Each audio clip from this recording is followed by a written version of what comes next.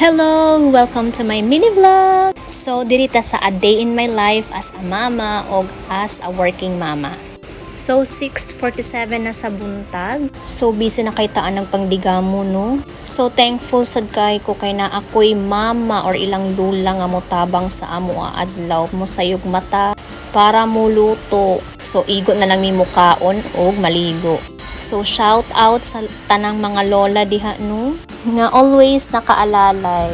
So, mo to human na namong prepare tanan, amo silang giubanan, dihatod sa school, ay hading kumuad to sa akong gitrabahuan. So, wala lang kay nagdali, kay alas 9 pa man mo depart ang atong mga guests. So, diri, baklay-baklay lang pa. Abot na tag shop na way panudlay guys. So, di ba powerful. Og nagdungan pa jud mig abot sa among bangka or sa among pampo. Di ba murag nagsabot jud. So diri naguban ko ni Kuya Alan kay magpapalit na siya fuel. So ako po magpalit po kog prutas para ilang balunon unya. So bali good for 2 packs ang atong paliton, saging, pongkan og apple ang akong ipabalon sa ila. So shout out man sad kay aunties nga nagbaligya diring dapita, di lang prutas ang ginapaligya kundi pati mga lamas, utan.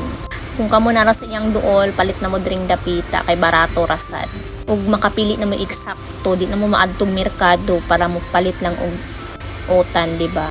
So mo niya akong total na bayaran 127 ug nag-uli na ko kay mag-init ko og tubig para pod naa sa pangkapi unya. So while nag-wait nga mobukal ang tubig, nag-prepare na pod ko para sa ilahang baso, kape o ilahang biskwit. Then ato din ni slice ng mga prutas para sa dili sa sila matukan no, kumukaon sila unya.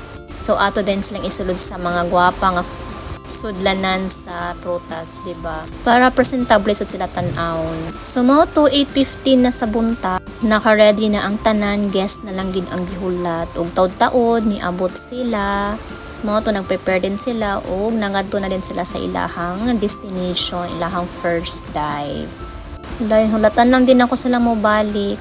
So ana lang siya no.